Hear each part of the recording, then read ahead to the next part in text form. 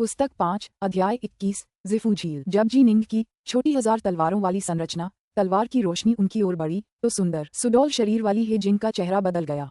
कितनी भयानक तलवार की रोशनी, और कोई चारा नहीं है। उसके हरे बालों से अचानक एक चमकदार हरी रोशनी निकली, जबकि उसी समय उसका पूरा शरीर एक हरे रंग की आभा से मंद रूप से चमक उठा। उस तलवार की रोशनी, जो अभी अभी उसके शरीर की रक्षा करने वाली सुनहरी आभा को भेद कर आई थी, सीधे उस हरे आभा से टकराई। हरा आभा कांप उठा और उसकी सतह पर लहरदार रूम दिखाई दिए, लेकिन अंत में एक धमाके के साथ वह फट गया। तलवार की रोशनी में शेष ऊर्जा अब काफी कमजोर हो गई थी, इतनी कमजोर कि वह हे जिंग द्वारा पहने गए सुरक्षात्मक जादुई खजाने को भी भेदने में सक्षम नहीं थी। बड़े भाई, गुरु ने जो ताबीज हमें दिया था, वह एक ही वार में टूट गया। हे जिंग ने घबराहट में कहा, यह बहुत भयानक था। उस तलवार की रोशनी की शक्ति शायद किसी वांशियांक सिद्ध के हल्के प्रहार के बराबर थी। यहाँ तक कि उसके गुरु ने उसे सुरक्षा के लिए जो ताबीज दिया था, वह भी सिर्फ एक ही वार झेल पाया। छोटी बहन, चलो पूरी ताकत लगा देते हैं। म्यू फांग ने दांत पीसते हुए कहा, हम किसी भाग्यशाली संयोग की उम्मीद नहीं कर सकते। हमें इसे अपनी संभावित कब्र मानकर चलना होगा, ताकि हमारे बचने की संभावना बनी रहे। ठीक है, जिंग ने सिर हिलाया। दोनों भाई बहनों की आंखों में दृढ़ता का भाव उभर आया। उनकी आभा क्रूर हो गई और उनकी त्वचा पर रक्तिम प्रकाश की एक परत उभर आई। निषिद्ध कलाएं, दूर के हमलावरों, जी9 फायर, जी निंग, ग्रैनी शैडो, पुराने नौकर आह जिंग ने ये देखा और उनके चेहरे बदल गए। निषिद्ध कलाएं, सामान्यतः वे निषिद्ध तकनीकों को संदर्भित करते थे जिनका उपयोग व्यक्ति के जीवन की बलि देकर किया जाता था। इनका उपयोग केवल भारी कीमत पर ही किया जा सकता था, और एक बार कीमत चुकाने के बाद उससे उबरना बहुत कठिन होता था। लेकिन चूंकि कीमत बहुत अधिक थी, इसलिए निषिद्ध कला का उपयोग करने पर व्यक्ति की शक्ति भी तेजी से बढ़ती जाती थी। तुम हमें मारना चाहते हो? आओ फिर आना। निषिद्ध तकनीक का उपयोग करने के बाद हे जिंग और हे फॉन्ग दोनों की आंखों में बर्बरता थी। वे अभी फंसे हुए जानवरों की तरह हैं। 9 फायर ने जल्दी से मन ही मन दूसरों को संदेश भेजा। हालांकि वे घिरे हुए हैं और हमने उन पर हमला किया है, फिर भी वे ज़िफू शिष्य हैं और उन्होंने निषिद्ध तकनीकों का इस्तेमाल किया है। अगर हम सावधान नहीं रहे, तो हम में से कुछ लोग मर सकते हैं। हमें सतर्क रहना होगा। हमारे पास फायदा है। मैं अपनी जान जोखिम में डालने के बजाय कुछ मौके गंवाना पसंद करूंगा। हमें बस एक अच्छा मौका ढूंढना है, जिस पर हम उन्हें मार सकें। ठीक है, दादी छाया ने अपनी आंखें सिकोड़ लीं। बूढ़ा नौकर आह जिंग दूर बैठे अपने भाई बहनों को घूर रहा था, जो अपने उस विशाल युद्ध हथौड़े को नियंत्रित कर रहे थे। जहां तक निंग का प्रश्न है, उसने दूसरी तलवार की रोशनी छोड़ी। चारों एक साथ काम कर रहे थे। उन्होंने एक साथ मिलकर हे भाई बहनों पर बेतहाशा हमला किया। इन 5 दुश्मन ज़िफू शिष्यों में हे भाई बहनों की ताकत असल में औसत ही थी। वे डोंग ज़िकी और म्यूज से भी पीछे थे। जहां तक 9 फायर, ग्रैनी शैडो और आह जिंग की बात है, वे लगभग 4 शताब्दियों से जीवित रहने वाले बूढ़े थे, और उनमें से प्रत्येक वास्तव में हे भाई बहनों से कहीं ज्यादा शक्तिशाली थे। और राक्षसी जी निंग का तो जिक्र ही नहीं। केवल निषिद्ध कलाओं के प्रयोग के माध्यम से ही हे भाई बहन इन चारों के संयुक्त हमलों को मुश्किल से रोक पाने में सक्षम थे। ग्रिनिथ, धूर्त जी कुल के लोग हे फॉन्ग और हे जिंग प्रतिरोध करने के लिए अपने जादुई खजानों को नियंत्रित करते हुए बेतहाशा गालियां दे रहे थे। क्योंकि उन्होंने निषिद्ध कलाओं का प्रयोग किया था, इसलिए जादुई खजानों को नियंत्रित करने की उनकी क्षमता स्पष्ट रूप से बढ़ गई थी। खासकर टाइल वाले घड़े से निकला पानी का पर्दा वास्तव में निंग के छोटे 1000 तलवारों वाले स्वरूप का प्रतिरोध करने में सक्षम था। इससे निंग के दिल में आह भर गई। उसके दुश्मन ज़िफू शिष्य थे, जबकि उसके पास केवल सर्वोच्च जियांटियन स्तर की थी। उसके लिए किसी उच्च स्तर के व्यक्ति से लड़ने में सक्षम होना, जो निषिद्ध कलाओं का उपयोग भी कर रहा था। छोटे 1000 तलवारों के समूह को खुद पर गर्व होना चाहिए। बड़े भाई, वह जी निंग बहुत ताकतवर है। हे जिंग की आंखों में निराशा के भाव थे। पूरी ताकत लगाने के बाद भी मैं उसे सिर्फ अकेले ही रोक पा रही हूँ। मैं भी अब और नहीं टिक पा रहा हूँ। हे फैंग एक साथ बाकी तीनों को रोक रहा था।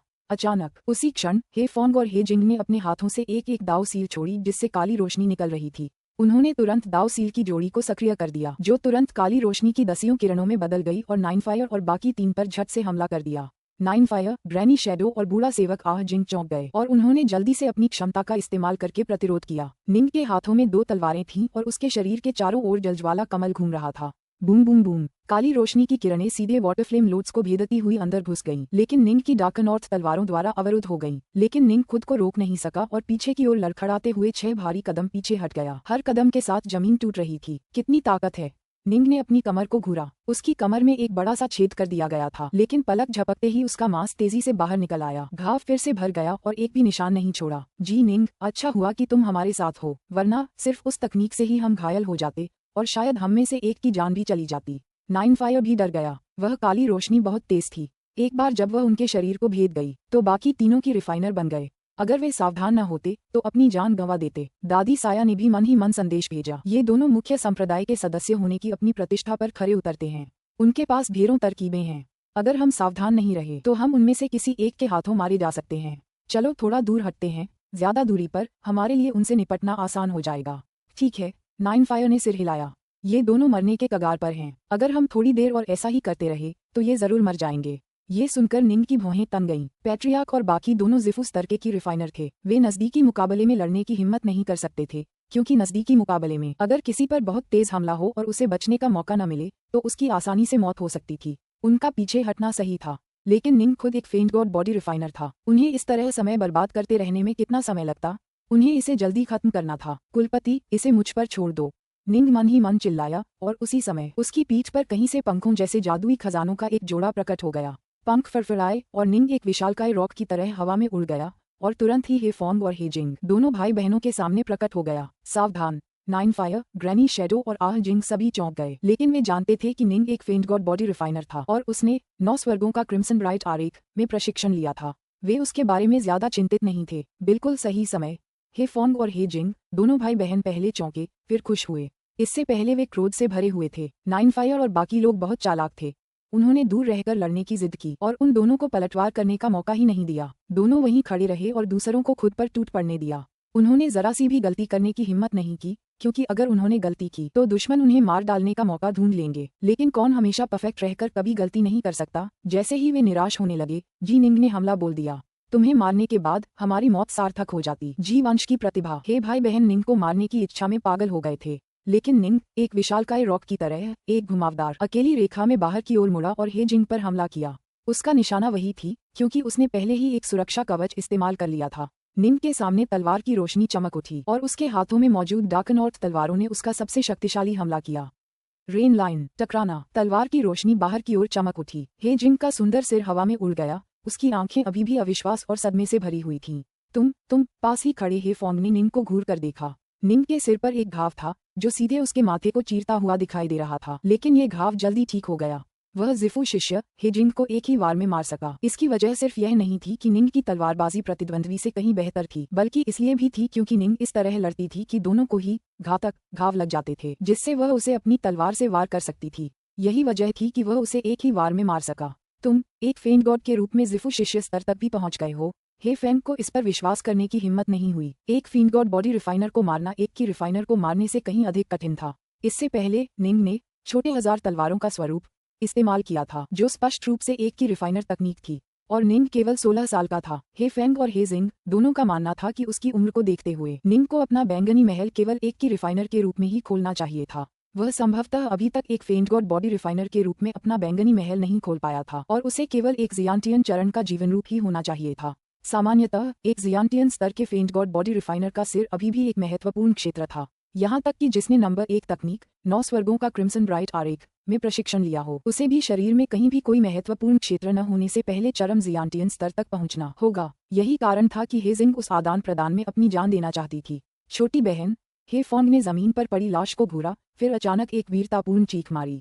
वरिष्ठ प्रशिक्षु भाई जी, हमारा बदला लो और जीवंश का नाश करो। वापस। निंग का चेहरा बदल गया और उसके पंख जैसे जादुई खजाने फड़फड़ाने लगे, जैसे वह उन्मत्त होकर पीछे हट रहा हो। बूम! हे फेंग अचानक भड़क गया। उसके शरीर में जिफू वायलट पैलेस एक विशाल झील जैसा था जिसमें अथाह जल भरा था। ये झील का जल वास्तव में द्रवीभूत की ऊर्जा थी। जब हे फेंग ने अपनी जिफू झील का विस्फोट किया तो उसके जिफू में जमा हुई सारी द्रवीभूत की ऊर्जा तुरंत उपयोगी की में बदल गई। चाहे उसके शरीर को फटना ही क्यों न पड़े, वह इस द्रवीभूत की को तुरंत रूपांतरित करके बाहर की ओर विस्फोटित करना चाहता था। इस तात्विक विस्फोट की शक्ति सचमुच भयानक थी, कि एक विशाल असीम लहर हर दिशा में फैल गई। तुरंत ही तात्विक की यह अशांत लहर उन्मत्त रूप से पीछे हटते जी निंग पर टूट पड़ी और उसे अपने भीतर डुबो दिया। धमाका! जी निंग। दूर खड़ी जी नाइन फायर और अन्य 2 चौंक गए। पुस्तक 5 अध्याय 22 2 और शेष। यद्यपि जी निंग को पहले ही पता चल गया था कि कुछ बुरा होने वाला है, और इस प्रकार उसने तुरंत पीछे हटने के लिए विंडविंग एवेशन का उपयोग किया था, फिर भी उसे शक्ति के भारी उछाल से पीठ पर चोट लगी और उसका पूरा शरीर असहाय होकर उड़ गया, जिससे जमीन में एक गहरा गड्ढा बन गया। जी निंग, क्या आप ठीक हैं? जी निंग। दूर स्थित जी नाइन फायर और बाकी दोनों जल्दी से उड़कर उस गहरे गड्ढे में चिंता से घूर रहे थे। निंग गड्ढे में गहराई में पड़ा था। हर जगह ताजा लाल खून बिखरा हुआ था। उसकी पीठ पर पंखों जैसा जादुई खजाना पहले ही मुड़ चुका था, लेकिन गड्ढे के अंदर निंग तेजी से ठीक हो रहा था। उसने अपना हाथ बढ़ाया, खुद को ऊपर उठाया और जल्दी से अपने पैरों पर खड़ा हो गया। मैं ठीक हूँ, निंग ने भारी आवाज में कहा। उस पहले के विस्फोटक बल ने उसके गले को भी क्षतिग्रस्त कर दिया था। जैसे ही वह गहरे गड्ढे से बाहर निकला, उसकी पीठ के विभिन्न घाव तेजी से भर रहे थे और उसके शरीर पर लगी भयानक चोटें तेजी से ठीक हो रही थीं। कुछ ही क्षणों बाद एक निशान भी दिखाई नहीं दे रहा था। जहां तक निंग के सुरक्षात्मक जादुई कवच की बात है, वह जल्दी ही उस जानवर के फर वाले कपड़े के आकार में बदल गया जो उसकी मां ने उसके लिए बनाया था। ये देखकर नाइनफायर और बाकी दोनों हैरानी से आहें भरने लगे। यही वह चीज थी जिससे उनके जैसे कि रिफाइनर्स फेंट गॉड बॉडी रिफाइनर्स के बारे में सबसे ज्यादा ईर्ष्या करते थे। यदि वे होते तो शायद बहुत पहले ही मर गए होते। विस्फोटित ज़िफू झील की शक्ति सचमुच भयानक है, निंग ने आश्चर्य से आह भरी।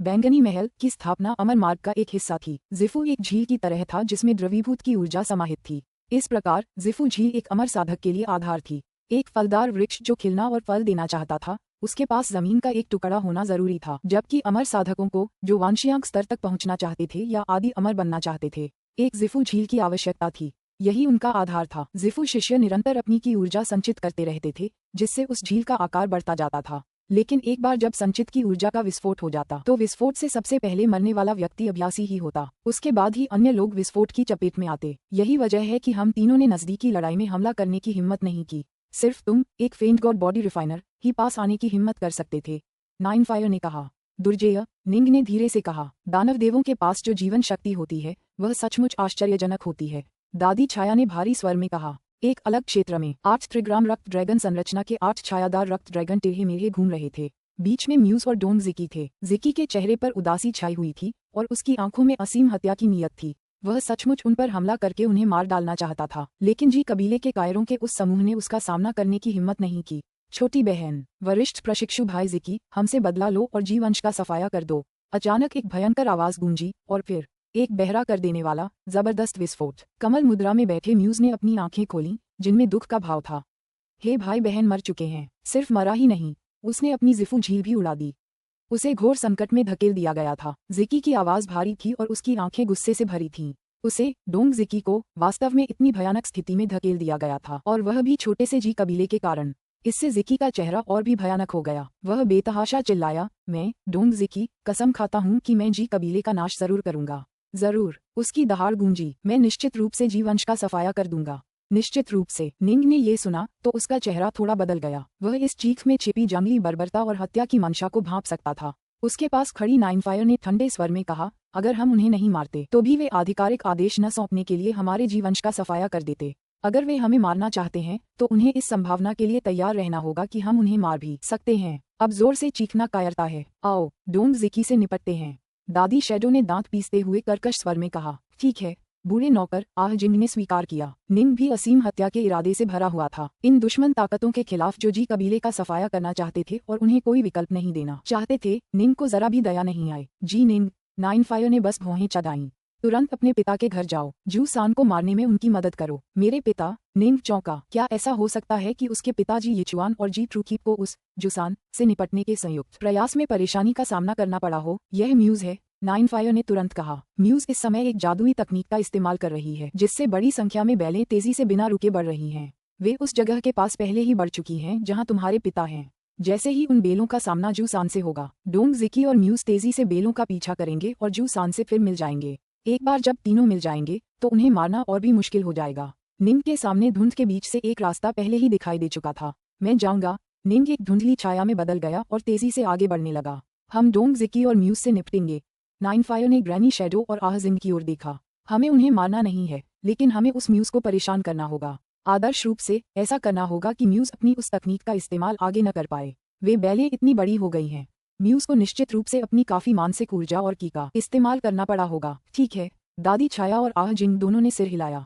स्वूश स्वूश स्वूश, तीनों तेजी से ज़िकी की ओर बढ़े, और निंग के लिए, जैसे ही वह आगे की ओर उड़ा, उसने देखा कि बैलें तेजी से बढ़ रही थीं, लेकिन विंडविंग इवेशन पर भरोसा करके वह उनसे बचने में सक्षम था और उन्हें छू भी नहीं पाया। जल्द ही दूर से धमाकों की आवाज सुनाई दे रही थी और कोहरा भी छट रहा था। निंग ने दूर 2 आकृतियां खड़ी देखी। ये उसके अपने पिता यिचुआन और उसके कुल का सदस्य ट्रूकीप थे। ओह, पिताजी कोई जादुई खजाना इस्तेमाल नहीं कर रहे हैं। क्या ऐसा हो सकता है कि पिताजी ने अभी तक अपना ज़िफू स्थापित नहीं किया है?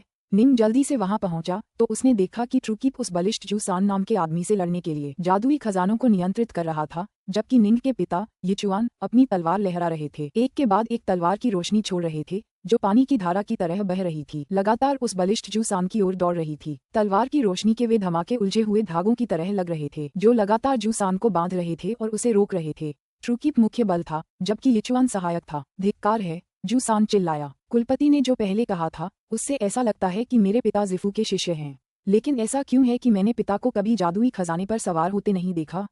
निंग हैरान था। दरअसल उस साल जब मुझ पर सरपेंट विंग का हमला हुआ था और जब पिता ने सरपेंट विंग का पीछा किया था तब भी वे जादुई खजाने पर सवार नहीं थे। इसका क्या कारण है? निंग ने पहले भी अपने पिता से पूछा था, लेकिन उसके पिता ने जवाब देने से इनकार कर दिया था। इस लड़ाई के बाद मैं कुलपति से पूछूंगा। निंग ने इन शंकाओं को अपने दिल में दबा लिया, जबकि उसी समय उसके हाथों में डाकनॉर्थ तलवारों की एक जोड़ी प्रकट हुई, जबकि उसकी पीठ पर पंख फड़फड़ाए जिससे वह हवा में उड़ गया। इससे पहले जब हेफोंग ने अपनी जिफू झील को विस्फोटित किया था तो पंख प्रकार के जादुई खजानों की पिछली जोड़ी नष्ट हो गई थी, लेकिन सौभाग्य से निंग के पास इन गैर श्रेणीबद्ध खजानों के कुछ सेट थे। पिताजी, अंकल ट्रूकीप, इस जू सान को मेरे पास छोड़ दीजिए। निंग जोर से चिल्लाया, फिर एक प्रकाश की किरण में तब्दील होकर जू सान की ओर दौड़ा। यिचुआन और ट्रूकीप दोनों ने मुड़कर देखा। जी निंग, हा, एकदम सही। दूर से शक्तिशाली जू सान, जिसके पास शक्ति तो थी पर उसे खर्च करने की जगह नहीं थी, निंग को अपनी ओर आते देख रहा था। वह बहुत खुश था। वह जिफू फेंट गॉड बॉडी रिफाइनर था। फेंट गॉड बॉडी रिफाइनर्स को नजदीकी मुकाबले में शामिल होना पसंद था। इससे पहले ट्रूकीप और यिचुआन लगातार उससे दूर रहे थे और वह जू सान गति तकनीकों में पारंगत नहीं था, इसलिए उसे पकड़ पाने में पूरी तरह असमर्थ था। लगातार पराजित होना लेकिन आगे न बढ़ पाना, ये कैसी यातना थी। हालांकि उसने अपने जिफू को एक की रिफाइनर के रूप में भी खोल दिया था, लेकिन उसने जादुई खजानों की सवारी सीखने में ज्यादा समय और मेहनत नहीं लगाई थी। उसकी मुख्य मेहनत नजदीकी मुकाबलों में ही लगी थी। आओ आओ आओ, मुझे जी वंश के इस प्रतिभाशाली व्यक्ति पर एक नजर डालने दो और देखो कि तुम कितने शक्तिशाली हो। जू सान के पीछे काले पंखों का एक जोड़ा दिखाई दिया। जब वह निंग से भिड़ने के लिए आगे बढ़ा तो वह स्पष्ट रूप से काफी फुर्तीला था। पंख प्रकार का जादुई खजाना। निंग ने जू सान की पीठ पर पंखों के जोड़े को देखा और उसकी आंखें चमक उठीं। ज्यादातर फेंट गॉड बॉडी रिफाइनर पंखों का इस्तेमाल करते हैं ताकि वे ज्यादा फुर्तीले बन सकें। यह एक रैंक वाला जादुई खजाना होना चाहिए। मुझे चिंता थी कि जिफू स्तर तक पहुंचने के बाद मेरे पास कोई रैंक वाला पंख प्रकार का जादुई खजाना नहीं होगा। धमाका धमाका। दो लोग। एक स्नोड्रैगन पर्वत के मुख्य संप्रदाय से आया था और हालांकि उसने एक साधारण फेंट गॉड बॉडी रिफाइनिंग तकनीक, जिसे शक्तिशाली दानव परिचयात्मक के नाम से जाना जाता है, में प्रशिक्षण लिया था। वह जिफू का एक प्रारंभिक शिष्य था। हालांकि इस तकनीक का नाम काफी साधारण लग रहा था, ये जी कुल की तकनीकों जैसे भविष्य के बुद्ध का सूत्र या अविनाशी रक्त दानव से काफी बेहतर थी। हालांकि उन तकनीकों के नाम ज्यादा प्रभावशाली लगते थे। सामान्यतः एक संप्रदाय जितना शक्तिशाली होता था उसकी तकनीकों के नाम उतने ही साधारण होते थे। जहां तक दूसरे व्यक्ति की बात है, इस व्यक्ति ने उस तकनीक का प्रशिक्षण लिया था जो दैत्य युग में भी निर्विवाद रूप से नंबर 1 दैत्य शरीर शोधन तकनीक थी, 9 स्वर्गों का क्रिम्सन ब्राइट आरेख। लेकिन यह व्यक्ति तो बस एक शिखर शियातियान था। Bang bang. जू सान एक बड़ी कुल्हाड़ी चला रहा था जबकि निंग तलवारों की एक जोड़ी चला रहा था। दोनों के बीच मारपीट हुई। यह आदिकाल के दो युवा राक्षस देवताओं जैसा था जो आपस में लड़ रहे थे। देखते ही देखते धरती कांपने लगी, फिर 2 हिस्सों में बंट गई और चारों तरफ पत्थर बिखर गए। दोनों के पीछे पंखों जैसे जादुई खजाने थे और वे एक दूसरे से बेहद नजदीकी लड़ाई में बेखौफ लड़ रहे थे। उन्हें कभी कभार लगने वाले जख्मों का जरा भी डर नहीं था। जू सान के शरीर पर एक के बाद एक जख्म उभर रहे थे। जू सान की यह कुल्हाड़ी काफी प्रभावशाली है। ये बड़ी कुल्हाड़ी इतनी बड़ी है कि जब ये बचाव करती है तो लगभग एक ढाल जैसी दिखती है। निंग ने मन ही मन कहा। जी निंग वास्तव में एक फेंट गॉड साधक के रूप में जिफू स्तर तक पहुंच गया है।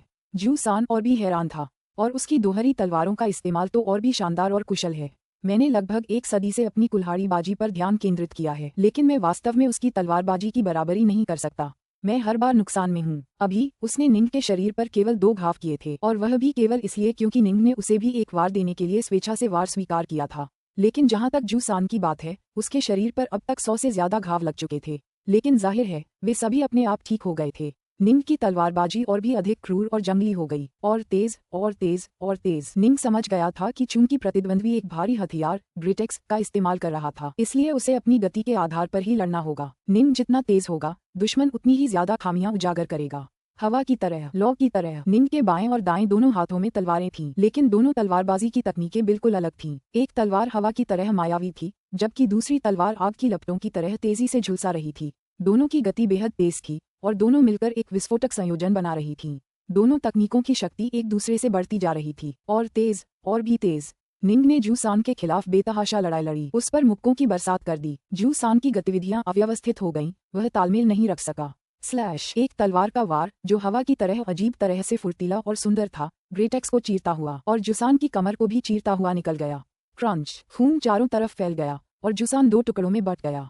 यही मेरा मौका है।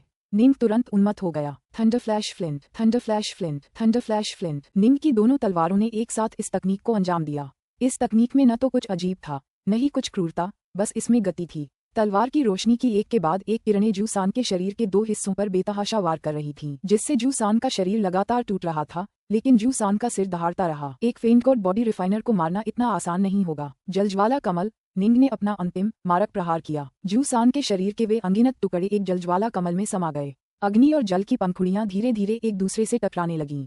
5 साल के प्रशिक्षण के बाद निंग के जलज्वाला कमल की जानलेवा पीसने की शक्ति एक भयानक स्तर पर पहुंच गई थी। रक्तरंजित मांस के ये निरीह टुकड़े पूरी तरह से धूल में मिल गए थे। पीसें, पीसें, पीसें। खूनी मांस के टुकड़े एक दूसरे से जुड़कर एक इंसान बनने की बेतहाशा कोशिश कर रहे थे, लेकिन जलज्वाला कमल उन्हें लगातार कुचल रहा था। गड़गड़ाहट। रक्तरंजित मांस के टुकड़े पूरी तरह से चूर्ण चूर्ण हो गए थे तथा पुनः बनने में असमर्थ थे। जूसान, मृत। लगता है मैंने पहले ही रैंक किए गए पंख प्रकार के जादुई खजानों का एक सेट हासिल कर लिया है।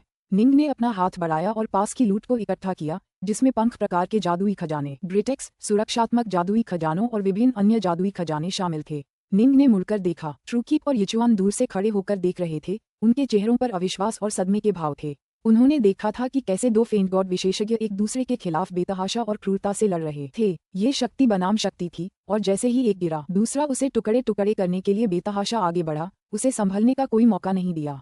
शुक्र है निंग के पास उसका वाटरफ्लेम लोट्स था, वरना उसके लिए इस जूसान को इतनी जल्दी खत्म करना मुश्किल होता। चलो चलें, निंग ने जल्दी से कहा। पिताजी, अंकल ट्रूकीप, हमें जल्दी से पैट्रियार्क के पास वापस जाना होगा। बस 2 ही बचे हैं। क्या अब सिर्फ 2 ही बचे हैं?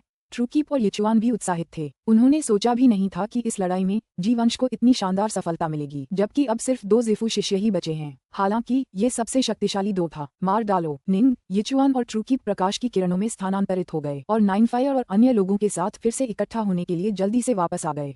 पुस्तक 5, अध्याय 23, जीवन और मृत्यु 2 विकल्प। कुछ क्षण बाद 8 ट्रिग्राम रक्त ड्रैगन संरचना के चारों ओर एक धुंधली धुंध छा गई और एक के बाद एक छायादार रक्त ड्रैगन तैरते हुए जी निंग, जी नाइनफायर और बाकी 6 की ओर देखने लगे। जी निंग, अंदर मत घुसो, मैं उसे एक कोशिश देना चाहता हूँ। एक विचार के साथ निंग ने 700 से ज्यादा हथियार प्रकार के जादुई खजाने बुलाए, जो उसके चारों ओर हवा में ऊपर नीचे लहरा रहे थे और सभी एक मंद चमक बिखेर रहे थे। निंग के सामने एक अदम्य, अवरुद्ध न होने वाली तलवार की रोशनी बन गई। एक विचार के साथ छोटे 1000 तलवारों के समूह से बनी तलवार की रोशनी हवा में फैल गई। कम 1000 तलवारों का गठन। स्तर 9। स्विश। तलवार की चकाचौंध भरी रोशनी सीधे 8 त्रिग्राम रक्त ड्रैगन संरचना पर टूट पड़ी और जैसे ही उसने ऐसा किया, सभी छायादार रक्त ड्रैगन दहाड़ते हुए आगे बढ़े।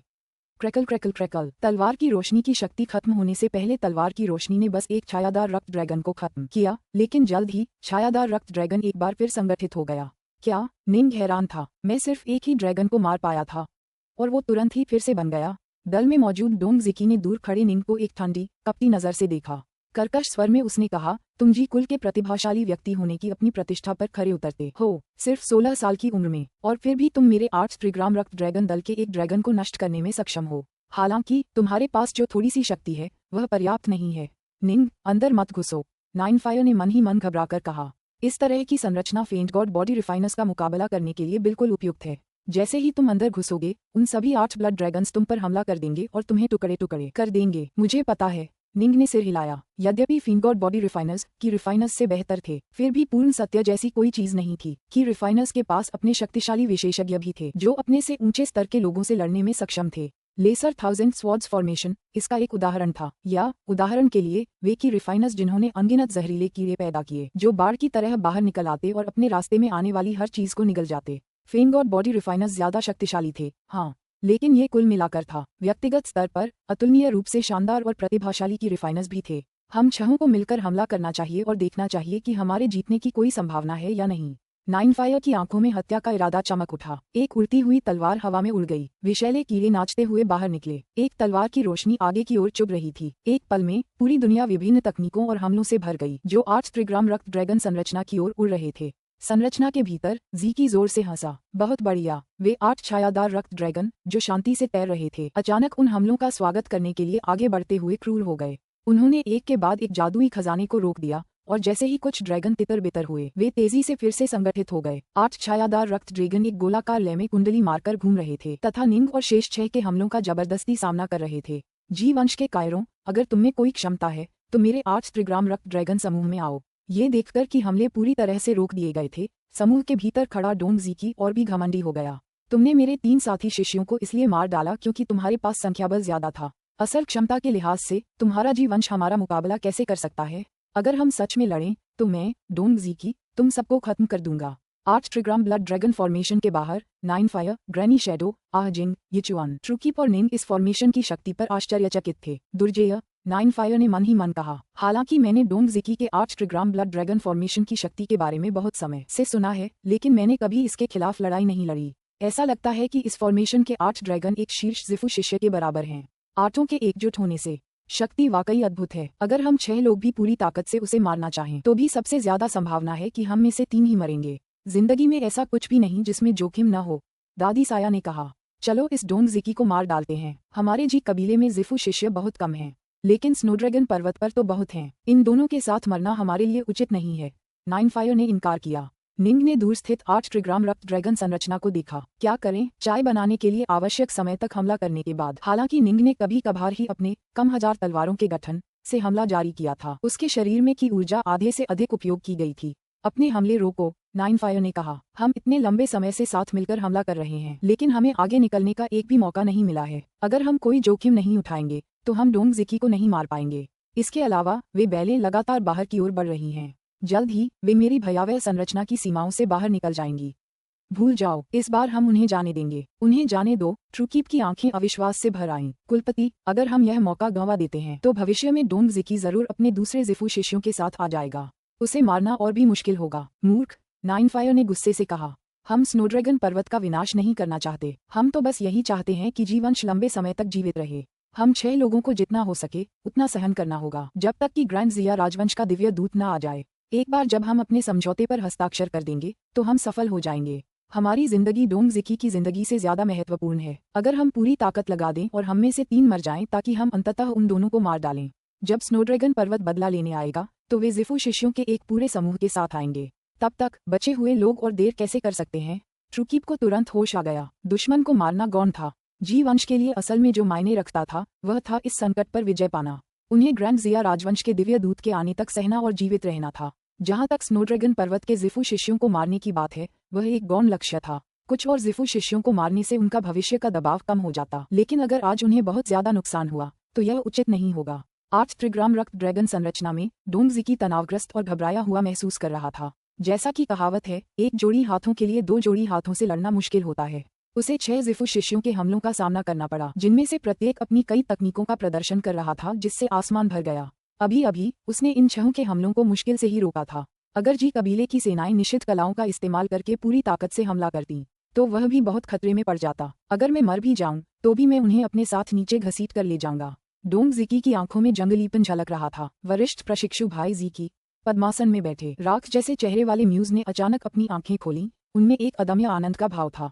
मेरी बैलें पहले ही उस विस्मयकारी संरचना के पार तक फैल चुकी हैं। ज़ीकी दम रह गया और फिर बहुत खुश भी। हम जा सकते हैं। यदि वह जीवित रह सकता तो निश्चित रूप से वह मौत से लड़ने के बजाय जीवित रहना पसंद करता।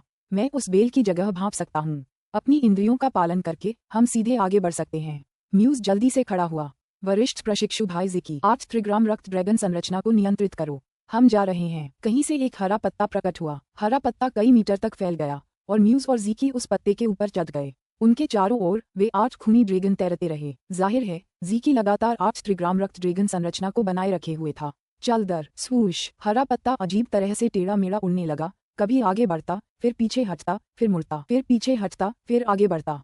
उसकी हरकतें बिल्कुल अजीब थीं, लेकिन सच तो ये था कि ऐसा समूह के भीतर उनकी दिशा बोध में आई गड़बड़ी के कारण हो रहा था। हालांकि ऐसा लग रहा था कि वे लगातार दिशा बदल रहे हैं, लेकिन सच तो ये था कि वे इस पूरे समय बाहर की ओर ही बढ़ रहे थे। फुसफुसाहट। पत्ते के ऊपर खड़े होकर म्यूज और ज़ीकी ने अचानक बाहर उजाड़ पहाड़ी जंगलों को देखा। हम बाहर हैं। हम बाहर आ गए। हम बच निकले।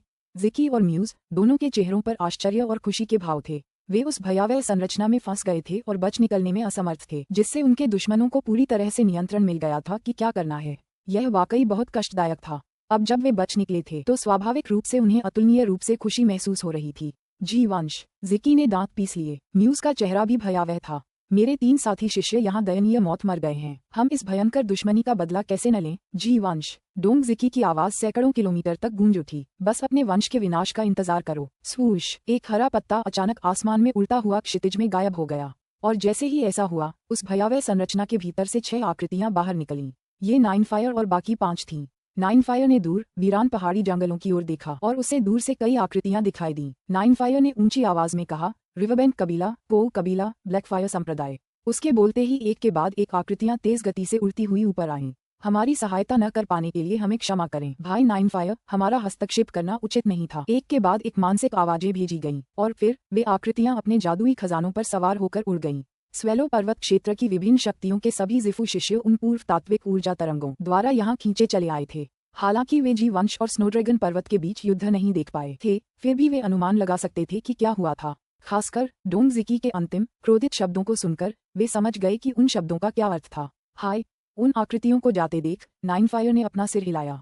इस मौलिक अयस्क खदान के बड़े निहितार्थ हैं। यह निश्चित रूप से स्नोड्रैगन पर्वत के और भी जिफू शिष्यों का ध्यान आकर्षित करेगा। कोई आश्चर्य नहीं कि ब्लैकफायर संप्रदाय, रिवरबैंक कबीला और कोउ कबीला हस्तक्षेप करने को तैयार नहीं थे। स्वेलो माउंटेन क्षेत्र में जी कबीले, ब्लैकफायर संप्रदाय, रिवरबैंक कबीले और कोउ कबीले एक दूसरे के साथ संबद्ध थे और उन्होंने संयुक्त रूप से स्नोड्रैगन माउंटेन और आयरनवुड कबीले का विरोध किया।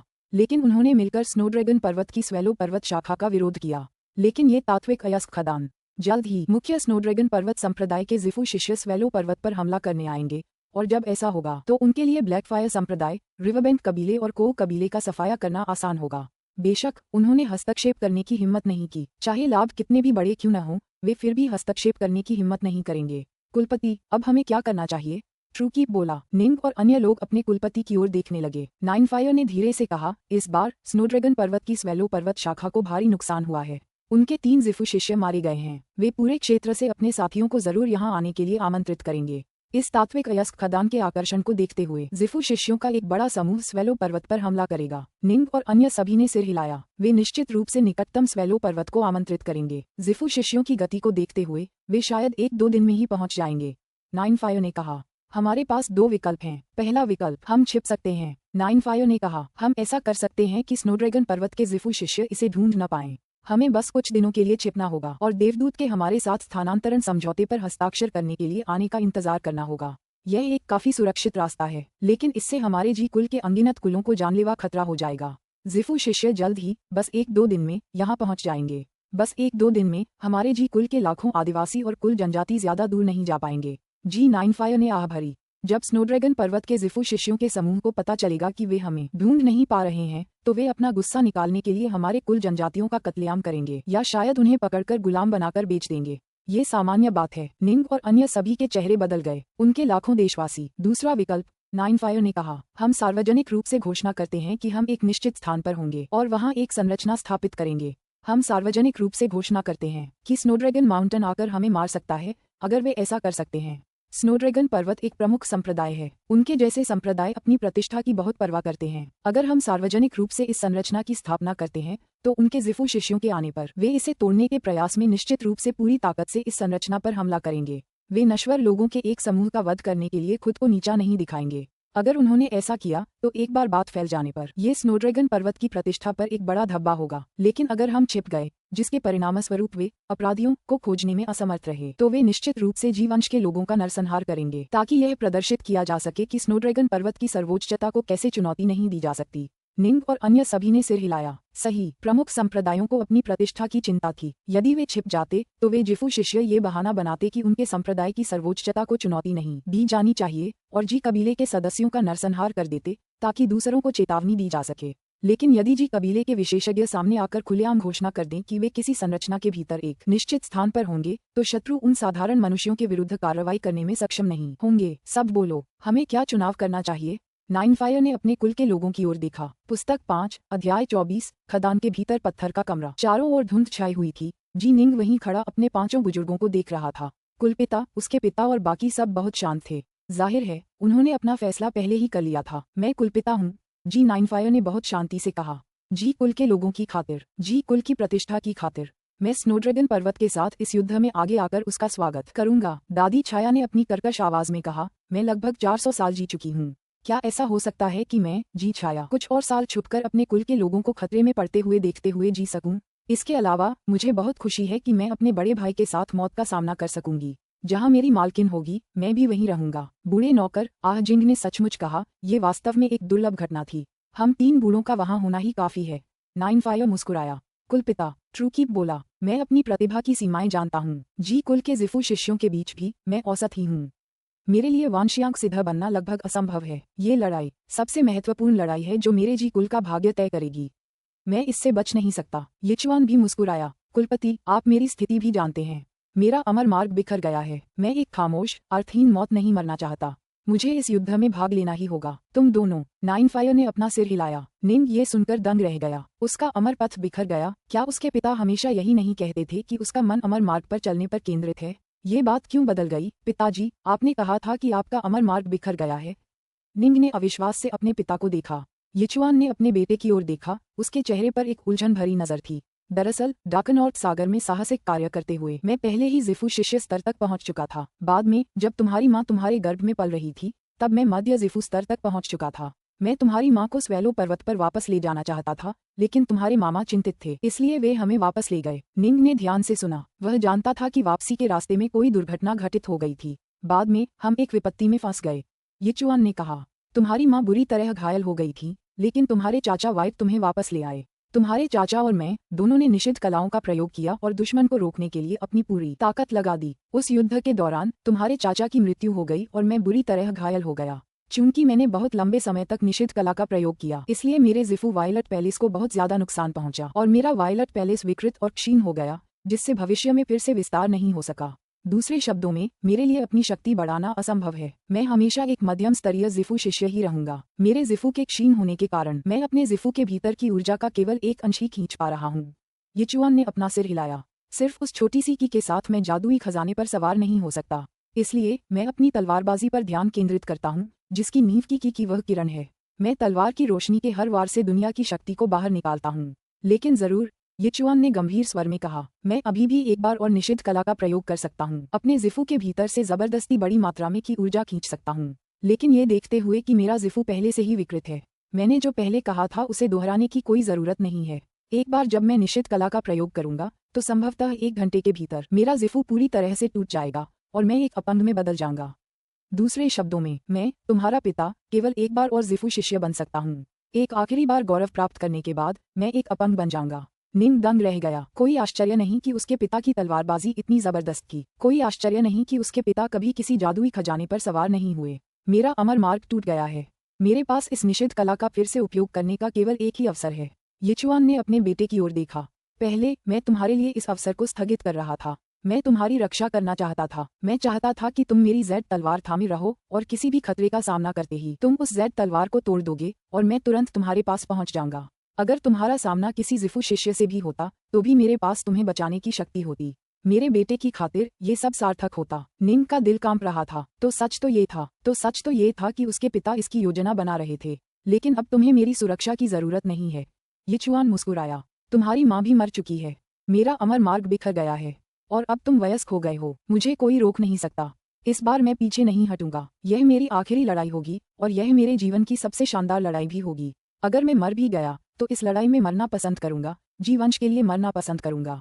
निंग अपने पिता को, उनकी मुस्कान को घूरता रहा। उसके पिता शायद ही कभी मुस्कुराते थे, लेकिन उनके चेहरे पर एक सुकून भरी मुस्कान थी। हालांकि निंग के दिल में एक गहरा दर्द था, फिर भी उसने अपने पिता को रोकने की कोशिश नहीं की। 6 में से 5 बुजुर्ग युद्ध की तैयारी कर रहे थे। मैं, जैसे ही निंग बोला, नाइनफायर चिल्लाया, हमारे लिए अपनी जान जोखिम में डालना एक बात है, लेकिन तुम, जी निंग, तुम हमारे जीवंश की आशा हो। तुम्हारी प्रतिभा ऐसी है जैसी हमारे वंश ने पहले कभी पैदा नहीं की। तुम्हें जीना जारी रखना होगा। कुलपति, मैं समझ रहा हूँ आपका क्या मतलब है। निंग ने सिर हिलाया। लेकिन मैं छिपकर सिर्फ यह नहीं देखना चाहता कि तुम अपनी जान जोखिम में डाल रहे हो। मैं नहीं चाहता। तुम, नाइनफायर ने क्रोधित होकर कहा। लेकिन कुलपति, चिंता मत करो। मैं कोई ढीठ और नासमझ जानवर नहीं हूँ। अगर मुझे लगेगा कि स्थिति नाकाबिले बर्दाश्त है, तो मैं तुरंत वहां से निकल जाऊंगा और अपनी जान बचाऊंगा। निंग ने कुलपति की ओर देखा। मेरे पास एक ट्रेसलेस तावीज है। कुलपति, मुझे लगता है कि आप जानते ही होंगे कि ट्रेसलेस तावीज कितना शक्तिशाली होता है। इसे सक्रिय करते ही मैं 10,000 किलोमीटर तक की दूरी तय कर सकूंगा। जब से उसकी माँ की मृत्यु हुई थी उसके पिता ने निंग को ट्रेसलेस तावीज दिया था। 9 फायर स्तब्ध रह गया। बिना निशान वाला ताबीज। बेशक उसे पता था कि पश्चिमी प्रांत के जी कबीले के पास ये खजाना है। उसने एक बार इसकी चाहत की थी, लेकिन जी कबीले के अपने नियम थे जिन्हें कोई तोड़ नहीं सकता था। चूंकि यही बात है, 9 फायर ने सिर हिलाया। ठीक है, आप हमारे साथ आ सकते हैं, लेकिन अगर हालात बिगड़ जाएं, तो आपको तुरंत चले जाना होगा। और इस तरह यहीं उस वीरान पहाड़ी जंगल में जो उस भयावह संरचना के कोहरे से भरा था, जी कबीले के 6 सदस्यों ने अपना फैसला लिया। साथ मिलकर वे स्नोड्रैगन पर्वत के खिलाफ युद्ध लड़ेंगे। हम सिर्फ 6 हैं। 9 फायर सचमुच एक असीम युद्ध भावना से भरा हुआ था। जहाँ तक स्नोड्रैगन पर्वत की बात है, उनकी स्वेलो पर्वत शाखा को इतना नुकसान पहुँचने के बाद वे आसपास की शाखाओं से अपने कुछ साथी शिष्यों को जरूर बुलाएंगे। तब तक जिफू शिष्यों का एक पूरा समूह हम पर सामूहिक रूप से हमला कर देगा और शायद कोई वांजियांग सिद्ध भी आ जाए। उनसे सीधे मुकाबला करना मूर्खता है। हमें बस देर करनी होगी, इसलिए हमें कई स्तरों की संरचनाएं बनानी होंगी। ठीक है, फॉर्मेशन। पैट्रियार्क, आप फॉर्मेशन में हम सब में सबसे कुशल हैं। ट्रूकी भी उत्सुकता से भर गया। मैं बड़ी संरचनाओं की कई परतें स्थापित करूंगा। 9 फायर ने बाकी पांचों की ओर देखा। संरचना की व्यवस्था मुझ पर छोड़ दो। बाकी तुम लोगों को अपनी युद्ध क्षमताएं बेहतर बनाने के उपाय ढूंढने होंगे, जैसे कि अपने अपने प्रांतों के सर्वोच्च संरक्षक खजानों का इस्तेमाल करना। सभी ने सिर हिलाया। भी 9 फायर ने अपना सिर नीचे किया और जमीन की ओर देखा। इस वीरान जंगल के नीचे हजारों किलोमीटर के घेरे में एक विशाल तात्विक अयस्क की खदान छिपी है। लेकिन अजीब बात यह है कि इससे पहले किसी ने इसकी खोज नहीं की थी। यह नस सतह के बहुत पास है, फिर भी किसी ने इसकी खोज नहीं की। इसके अलावा पहले भी वहाँ एक बहुत ही शक्तिशाली प्रबल तात्विक ऊर्जा तरंग रही थी। ठीक है, निंग ने भी सिर हिलाया। सचमुच ये तात्विक ऊर्जा की लहर ही थी जिसने उनका ध्यान इस जगह की ओर खींचा था। ये बहुत ही विचित्र था। शायद एक अजीब अविश्वसनीय खजाना अभी अभी दुनिया में आया है, 9 फायर ने कहा। इससे पहले जो तात्विक ऊर्जा तरंगें आई थीं, वे इस अनोखे खजाने के उभरने से पैदा हुई होंगी, जिसके कारण आसपास का इलाका एक तात्विक अयस्क खदान में बदल गया होगा। या शायद कोई अमर यहाँ प्रशिक्षण ले रहा था। जब अमर प्रशिक्षण लेते हैं तो वे जितनी तात्विक ऊर्जा का उपभोग करते हैं वह एक महासागर जितनी विशाल होती है। 9 फायर ने आह भरी। अगर वे लंबे समय तक प्रशिक्षण लेते हैं तो एक तात्विक अयस्क खदान स्वाभाविक रूप से बन जाएगी। दादी साया ने भौहें चढ़ाईं। बड़े भाई, क्या आप कह रहे हैं? निंग और अन्य सभी ने 9 फायर की ओर देखा। मैं अंदाजा लगा रहा हूँ। 9 फायर की आंखों में एक गहरी इच्छा थी। इस तात्विक अयस्क खदान के उद्गम के पीछे जरूर कोई राज होगा। शायद इसमें कोई खजाना हो या किसी अमर द्वारा छोड़ी गई कोई कीमती चीजें। यहाँ तक कि किसी अमर द्वारा यूं ही छोड़ी गई चीजें भी हमारे जी कुल की शक्ति को बहुत बढ़ाने के लिए काफी हैं। पैट्रियार्क, क्या आप सुझाव दे रहे हैं? ट्रूकी भी उत्साहित हो गया। खजाने, यिचुआन और बाकी सभी लोग जमीन की ओर देखने लगे। 9 फायर ने सिर हिलाया। चलो जमीन खोदकर जांच करते हैं, शायद कुछ मिल जाए। सही, चल दर। उनमें से हर एक को लगा कि कुलपति की बातें वाजिब थीं। पहले जो तात्विक ऊर्जा तरंगें उठ रही थीं, वे वाकई अजीब थीं, और यह भी अजीब था कि इस तात्विक अयस्क खदान की कभी खोज नहीं हुई थी। शायद इसके भीतर कोई खजाना छिपा हो। जी निंग, 9 फायर ने निंग की ओर देखा। तुम्हारी वह सुरक्षात्मक कमल तकनीक बहुत तेजी से खुदाई करती प्रतीत होती है। ये तुम पर निर्भर करेगा। हम तुम्हारे पीछे से चलेंगे। निंग ने सिर हिलाया। ठीक है, तो फिर मैं शुरू करता हूँ। रमबलर्मबल। निंग ने अपने जलज्वाला कमल को नियंत्रित किया, उसे जमीन में घुमाते हुए लगातार उसमें गहराई तक खोदता रहा। उन मूल पत्थरों को आसानी से तोड़कर एक सुरंग बना दी गई। निंग तेजी से और लगातार आगे बढ़ता रहा और गहराई तक खोदता रहा, जबकि 9 फायर और बाकी 5 उसके पीछे थे। उसकी गति बहुत तेज है। ट्रूकीप ने पीछे से आते हुए आश्चर्य से आह भरी। जब हमने खुदाई शुरू की थी तब हम भी तेज थे, लेकिन अपनी की काफी मात्रा खर्च करने के बाद हमें धीरे धीरे काम करना शुरू करना पड़ा। लेकिन जी निंग पूरी तरह से प्रकृति की शक्ति पर निर्भर है।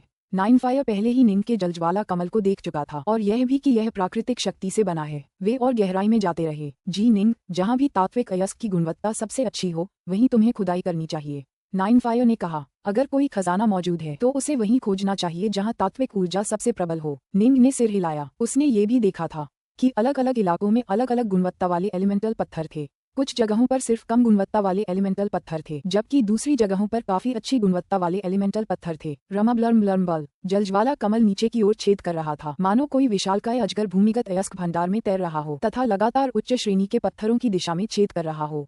1 घंटे बाद यहाँ ज्यादातर पत्थर उच्च श्रेणी के हैं। आप इन्हें आसानी से चुन सकते हैं। यह एक बहुमूल्य स्थान है। इतने सारे उच्च श्रेणी के मौलिक पत्थर। यद्यपि वे पहले से ही जानते थे कि यह एक समृद्ध नस है, लेकिन उन्होंने यह नहीं सोचा था कि इस मौलिक अयस्क खदान में वास्तव में उच्च श्रेणी के मौलिक पत्थरों की इतनी प्रचुरता होगी। धमाका। अचानक एक विस्फोटक ध्वनि। निंग अचानक रुक गया, जिससे 9 फायर और निंग के पीछे के अन्य 4 लोग भी चौंक कर रुक गए। यह क्या है? 9 फायर ने जल्दी से पूछा। मेरे सामने एक बहुत ही कठोर अडिग पत्थर है। मेरा जलज्वाला कमल असल में उसे भेद नहीं पा रहा है, निंग ने हैरानी से कहा। उसके जलज्वाला कमल की शक्ति अब बहुत ज्यादा थी और सामान्य तौर पर कहें तो जाली हथियार भी उससे चकनाचूर हो जाएंगे, पत्थरों की तो बात ही छोड़िए। यह वाकई अजीब है। रमबलर्म बल जलज्वाला कमल ने शीघ्रता से आसपास के पत्थरों को बहा कर ले गया, जिससे निंग को अपने सामने जो कुछ था उस पर सौभाग्य प्राप्त हुआ। वह एक बहुत ही सपाट चट्टानी सतह थी। ये तो निंग हैरान था। नाइन फायर, यिचुआन और बाकी लोग भी हैरान थे। निंग ने अपने जलज्वाला कमल को नियंत्रित करना जारी रखा और आसपास के मौलिक पत्थरों को तितर बितर कर दिया और जल्द ही उनकी आंखों के सामने एक विशाल पत्थर के कमरे का हिस्सा दिखाई दिया, जिसके सामने एक दरवाजा था। यह एक पत्थर का कमरा है, मानव निर्मित। जी निंग का जलज्वाला कमल भी इसे भेद नहीं सकता। यह कोई साधारण पत्थर का कमरा नहीं है, इसे जरूर कोई अमर देवता छोड़ गया होगा। जी कबीले के सभी सदस्यों के चेहरों पर अत्यधिक खुशी झलक रही थी। जमीन के अंदर 100 किलोमीटर से भी ज्यादा नीचे इस मौलिक वयस्क खदान के बीचों बीच उन्हें एक पत्थर का कमरा मिला था। उनमें से कौन यकीन करेगा कि वह एक आम कमरा था। जी निंग, ज्यादा पास मत जाना, प्रतिबंधात्मक मंत्रों से सावधान रहना, नाइन फायर ने कहा। इससे दूर रहो और अपने जादुई खजानों पर काबू रखो ताकि दूर से ही पत्थर का दरवाजा खुल जाए। ठीक है, निंग ने सिर हिलाया। सभी जल्दी से पीछे हट गए, जबकि निंग ने सीधे तलवार जैसे जादुई खजाने को नियंत्रित किया, उसे बाहर की ओर उड़ाया और पत्थर के दरवाजे पर धक्का दिया। गड़गड़ाहट, पत्थर का दरवाजा धीरे धीरे घूमा, जिससे एक प्रवेश द्वार दिखाई दिया। तुरंत उस पत्थर के कमरे के भीतर से तात्विक सत्व की एक अतुलनीय रूप से मोटी धारा फूट पड़ी, जिससे निंग और बाकी सभी को अविश्वसनीय रूप से आराम महसूस हुआ। इसके अंदर अवश्य ही अमर खजाने होंगे, नाइन फायर ने उन्मत्त होकर पुकारा। पुस्तक 5, अध्याय 25, ज़िफू की स्थापना। सघन तात्विक आभा ने निंग को गहरी सांस लेने पर मजबूर कर दिया। वह अपने डेंटियन में जियांटियन की गड़गड़ाहट को महसूस कर सकता था, जो लगातार बढ़ रही थी। कितनी शुद्ध, सघन तात्विक ऊर्जा। इस पत्थर के कमरे का दरवाजा खोलने मात्र से निकलने वाली तात्विक ऊर्जा पहले से ही इतनी सघन है। तो कमरे के अंदर क्या है? जल्दी से अंदर मत जाओ, अंदर खतरा हो सकता है। जी नाइन फायर ने जल्दी से चेतावनी दी। मैं अंदर जांच करने के लिए एक कीड़ा छोड़ दूंगा। नाइन फायर ने अपना मुंह खोला और एक काला ततैया तुरंत बाहर निकला। तेजी से पत्थर के दरवाजे से उड़कर पत्थर के कमरे में घुस गया। 10 सांसें लेने के बाद काला ततैया वापस बाहर उड़ गया और नाइन फायर ने उसे एक बार फिर अपने शरीर में निगल लिया। कैसा है? उनमें से हर एक ने पैट्रियार्क नाइन फायर की ओर देखा, जो बस हंस पड़ा। मैंने अपनी जांच पूरी कर ली है, अंदर कोई खतरा नहीं है। आओ देखते हैं। तुम मेरे पीछे आओ। अगर पत्थर के कमरे में कोई खतरा छिपा भी हो जिसका मुझे पता न चल पाया हो, तो भी सबसे पहले मैं ही मरूंगा। जी निंग, तुम सबसे पीछे चलो। ठीक है। जी निंग को पीछे रहना होगा। दोनों ने निंग की तरफ देखा। निंग कुछ नहीं कर सकता था। उसने कोई बहस नहीं की, बल्कि बस चुपचाप पीछे पीछे चलता रहा। नाइन फायर और ग्रैनी शैडो सबसे आगे थे और जैसे ही वे अंदर दाखिल हुए, उनकी खुशी और हैरानी भरी चीखें गूंज उठीं। क्या खजाना है, क्या खजाना है! ये जगह जरूर एक अमर प्रशिक्षण वाली जगह थी। जरूर। ये सुनकर निंग के दिल में एक खुजली सी हुई। आखिर अंदर क्या था? तुम सब अंदर आ सकते हो, मैंने अपनी की से सब साफ कर दिया है, कोई खतरा नहीं है, नाइन फायर ने कहा। तुरंत ही सभी लोग अंदर आ गए और निंग भी जल्दी से उनके पीछे अंदर चला गया। कितनी घनी तात्विक ऊर्जा! निंग ने अंदर आते ही सबसे पहले यही महसूस किया। इस जगह में एक अतुलनीय रूप से सघन प्राकृतिक तात्विक ऊर्जा थी, जिसने उसके शरीर के सभी रोम छिद्रों को फुलाकर उसका स्वागत किया और जितना हो सके उसे अवशोषित कर लिया। पूरा कमरा जीवन ऊर्जा की एक दृश्यमान हरी भरी आभा से भरा हुआ लग रहा था। यह एक प्राकृतिक रंग था जो प्राकृतिक तात्विक ऊर्जा के एक निश्चित घनत्व तक पहुंचने पर दिखाई देता था। जी निंग, पत्थर का दरवाजा बंद करो, इस तात्विक ऊर्जा को बाहर न निकलने दो। ये पत्थर का कमरा बहुत खास है, एक बार दरवाजा बंद हो जाए तो तात्विक ऊर्जा बाहर नहीं निकलेगी, नाइन फायर ने कहा। हाँ, निंग भी यह बात समझ गया। इससे पहले जब उसने पत्थर का दरवाजा खोला था, तभी तात्विक ऊर्जा बाहर निकली थी। गड़गड़ाहट, पत्थर का दरवाजा बंद हो गया। निंग ने उत्सुकता से अपने आसपास के वातावरण को विस्तार से देखा। ये कमरा 30 मीटर व्यास का था। पास में ही एक दरवाजा भी था। अंदर और भी कमरे होने चाहिए। देखो, नाइन फायर ने एक बड़े कुंड की ओर इशारा किया, जो पतले हरे तरल पदार्थ की एक परत से भरा हुआ था। ये हरा तरल पदार्थ धीरे धीरे घूम रहा था, असीम जीवन ऊर्जा से भरा हुआ। यहाँ की हवा से वह अतुलनीय रूप से सघन तात्विक ऊर्जा इसलिए निकल रही थी क्योंकि यह तरल पदार्थ उसे हवा में छोड़ रहा था। मुझे पूरा यकीन है, नाइन फायर ने आत्मविश्वास से कहा। यह निश्चित रूप से एक प्रशिक्षित अमर प्राणी ही था जिसने इस तात्विक अयस्क खदान का निर्माण करवाया था। उसने जानबूझकर आसपास के क्षेत्र से असीम मात्रा में प्राकृतिक तात्विक ऊर्जा को बुलाने के लिए एक संरचना बनाई थी। कई वर्षों की संचित ऊर्जा के बाद तात्विक अयस्क खदान का निर्माण हुआ, लेकिन एक अमर प्राणी के लिए जरूरी तात्विक पत्थर नहीं, बल्कि यह। नाइन फायर ने हरे तरल की परत से भरे पानी के कुंड की ओर इशारा किया, अतुलनीय रूप से आश्वस्त। ध्रुवीकृत तात्विक सार, यही प्राकृतिक तात्विक ऊर्जा का सच्चा सार है। अत्यंत शुद्ध ध्रुवीकृत तात्विक सार। निंग और अन्य लोगों ने अपनी सांसें रोक लीं। द्रवित मौलिक सार, अगर उच्च श्रेणी के तात्विक पत्थरों में निहित तात्विक ऊर्जा को बहुत शुद्ध और शरीर पर ज्यादा बोझ न डालने वाला और प्रशिक्षण की गति को 10 गुना बढ़ाने में सक्षम बताया जाए, तो द्रवित तात्विक सार तात्विक सार का सबसे शुद्ध रूप है, जो शरीर पर किसी भी तरह का दबाव नहीं डालता। इसे थोड़े समय में पूरी तरह से अवशोषित और परिवर्तित किया जा सकता है। उदाहरण के लिए, कुछ अमर लोग पुनर्जन्म लेने के बाद अपनी स्मृतियां खो देते हैं और साधारण मनुष्य बन जाते हैं। हालांकि एक बार जब उन्हें अपनी स्मृतियां वापस मिल जाती हैं, तो स्वर्गीय दाव के बारे में प्राप्त अंतर्दृष्टि और अपनी आत्मा की शक्ति के आधार पर वे उदाहरण के लिए एक पौराणिक 9 चक्रों वाली स्वर्ण गोली प्राप्त कर सकते हैं और उसका उपयोग कर सकते हैं, जिसमें एक महासागर जितनी तात्विक ऊर्जा होती है और जो शरीर पर कोई बोझ भी नहीं डालती, जिससे व्यक्ति इसे थोड़े समय में ही पूरी तरह अवशोषित कर सकता है। एक बार जब पुनर्जन्म लेने वाला अमर अपनी याददाश्त वापस पा लेता है और 9 चक्रों वाली स्वर्ण गोली निगल लेता है, तो गोली में निहित प्राकृतिक तात्विक ऊर्जा पर भरोसा करके वह एक ही दिन में फिर से अमर बनने में सक्षम हो जाएगा। अपने प्रशिक्षण में सुधार करने के लिए अपनी आत्मा को मजबूत करो, अपनी समझ का स्तर बढ़ाओ, अपनी तकनीकें बढ़ाओ। तात्विक ऊर्जा, इन चारों में से एक भी कमी नहीं हो सकती। पुनर्जन्म लेने वाले अमर प्राणियों के लिए ऐसा इसलिए था क्योंकि उनके पास पहले 3 पहले से ही थे, इसलिए वे तुरंत अमर बनने के लिए एक 9 चक्रों वाली स्वर्ण गोली पर निर्भर हो सकते थे। अगर उनके पास 9 चक्रों वाली स्वर्ण गोली न होती, तो पुनर्जन्म लेने वाले अमर प्राणियों को भी धीरे धीरे कदम दर कदम प्रशिक्षण लेना पड़ता और शक्ति में वृद्धि करनी पड़ती। सामान्य मनुष्यों के लिए अगर वे 9 चक्रों वाली स्वर्ण गोली निगल लेते, तो वे गोली में निहित तात्विक ऊर्जा के सागर में तुरंत विस्फोटित हो जाते। 9 चक्रों वाली स्वर्ण गोली किंवदंतियों की वस्तु थी, लेकिन निंग ने पहले भी किताबों में द्रवीभूत तात्विक सार के बारे में पढ़ा था। पर्याप्त मात्रा में द्रवीभूत तात्विक सार 9 चक्रों वाली स्वर्ण गोली के बराबर हो सकता है। यहाँ प्रशिक्षण लेने वाले अमर नाइनफायर ने उत्साह से कहा। उसने निश्चित रूप से यहाँ द्रवीभूत तात्विक सार की एक बड़ी मात्रा जमा कर ली होगी। अपने प्रशिक्षण के कारण उसने इसका अधिकांश भाग पहले ही इस्तेमाल कर लिया था और केवल ये पतली परत ही बची थी। लेकिन ये पतली परत भी शायद हमारे जी कुल की पूरी संपत्ति के बराबर है, और इसके अलावा अगर हमारे जी कुल के पास इतना धन होता कि हम ऐसा कुछ खरीद पाते, तब भी हम उसे नहीं खरीद पाते। वहाँ उपस्थित सभी लोग उत्साहित थे। वे सभी समझते थे कि द्रवीभूत तात्विक सार व्यक्ति को ऊर्जा को अवशोषित करने और परिष्कृत करने में लंबा समय बर्बाद करने से बचाएगा। इसलिए इस पर बहुत पहले ही बड़े संप्रदायों और बड़े कुलों का एकाधिकार हो चुका था।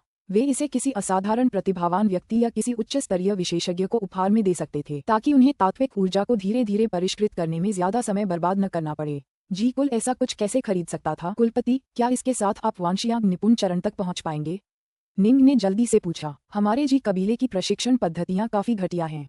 नाइनफायर ने सिर हिलाया। सिद्धांततः मैं आगे बढ़ सकता हूँ, लेकिन वास्तव में हमारे जी कबीले ने अतीत से लेकर वर्तमान तक कभी एक भी वांजियांग सिद्ध पुरुष नहीं बनाया है। मैंने लगभग 4 शताब्दियों तक प्रशिक्षण लिया है। अगर मेरे लिए वांजियांग सिद्ध पुरुष बनना संभव होता, तो मैं बहुत पहले ही आगे बढ़ चुका होता। ये द्रवीभूत तत्व सार मेरे लिए या तुम्हारी दादी छाया के लिए बेकार है, लेकिन तुम्हारे लिए जी निंग ये काफी उपयोगी है। ठीक है जी निंग, तुम इसके इस्तेमाल के लिए सबसे उपयुक्त व्यक्ति हो। दादी साया ने भी निंग की ओर देखा। उसकी आंखें उम्मीद से भरी थीं। तुम वाकई बहुत प्रतिभाशाली हो। सच कहूँ तो हमारे जी कुल में पैदा होने के कारण ही जी कुल तुम्हें रोक रहा है। तुम्हें धीरे धीरे तात्विक ऊर्जा संचित करने में बहुत समय बर्बाद करना पड़ता है। अगर तुम किसी उच्च स्तरीय कुल में पैदा होती, तो तुम अब तक की तुलना में कहीं ज्यादा तेजी से प्रशिक्षण लेती। जी निंग, इसका इस्तेमाल करो, यिचुआन ने भी कहा। झिझको मत और शर्माओ मत। मुझे ठीक ठीक पता है कि तुम किस स्तर पर हो। अंतर्दृष्टि के मामले में हम सभी शायद तुमसे कम से कम एक स्तर नीचे हैं। इस द्रवित तत्व सार पर भरोसा करके तुम निश्चित रूप से एक उच्च स्तर तक पहुंच सकती हो। ठीक है ट्रूकीप, नाइनफायर और अन्य सभी उत्सुकता से निंग की ओर देखने लगे। निंग को अपने दिल में एक गर्मजोशी का एहसास हुआ। ऐसा खजाना, और फिर भी वे सभी उसे उसके लिए छोड़ रहे थे।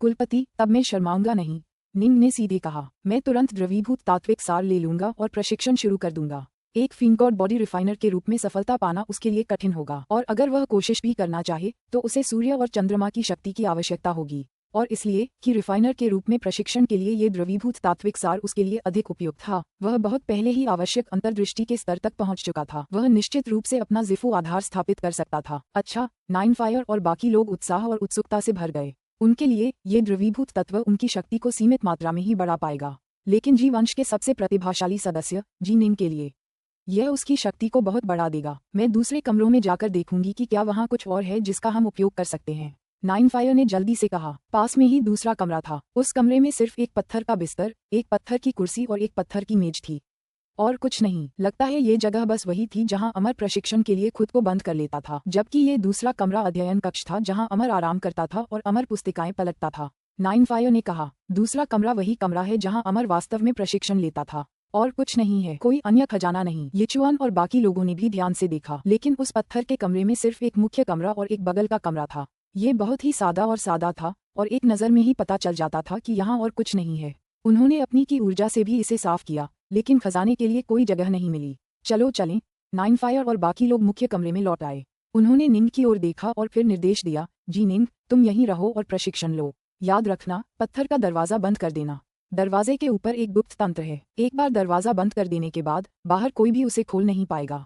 हम जमीन के ऊपर तुम्हारा इंतजार करेंगे। ठीक है। निंग ने सिर हिलाया। नाइन फायर और बाकी सभी लोग जल्दी से चले गए, सिर्फ निंग को पत्थर के कमरे में छोड़कर। निंग ने दरवाजा धक्का देकर बंद कर दिया और उसे अपनी जगह पर बंद कर दिया।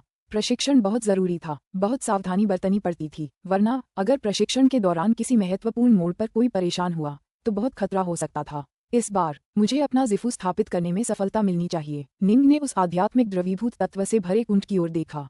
उसने बिना किसी हिचकिचाहट के तुरंत कुंड के पास बैठ गया और अपनी जल तत्व कला तकनीक को सक्रिय कर दिया। जल तत्व कला हालांकि एक बहुत ही बुनियादी तकनीक थी, लेकिन इसमें जिफू स्थापित करना आसान था। हालांकि जिफू स्थापित करने के बाद निंग को एक अलग प्रकार की शोधन तकनीक अपनानी पड़ी, अन्यथा केवल इस घटिया तकनीक पर निर्भर रहकर उसके लिए वांशियांक सिद्ध बनना बहुत मुश्किल होता। सिद्धांततः ये संभव था, लेकिन केवल सिद्धांततः। और आदिम दाववादी बनने की बात, सिद्धांततः भी यह असंभव था। हालांकि निंग अधीर नहीं था। आखिरकार उसने मुख्यतः एक फेंट गॉड बॉडी रिफाइनर के रूप में प्रशिक्षण लिया था। भविष्य में वह स्वेलो माउंटेन भी छोड़ देगा। स्वाभाविक रूप से वह एक उच्च स्तरीय तकनीक हासिल कर सकेगा। गड़गड़ाहट। निंग ने जल तत्व कला को सक्रिय किया और तुरंत आसपास की तात्विक ऊर्जा को अवशोषित करना शुरू कर दिया। इस पत्थर के कमरे के भीतर तात्विक ऊर्जा बहुत सघन थी और वह लगातार की में संघनित हो रही थी। निंग ने अपना मुंह खोला। अवशोषित करना। तुरंत ही कुंड के भीतर मौजूद द्रवीभूत तात्विक सार का एक अंश हवा में उड़ गया। निंग की दिव्य इच्छा से नियंत्रित होकर वह सार सीधे निंग के मुंह में पहुंचा और उसके शरीर में प्रवेश कर गया।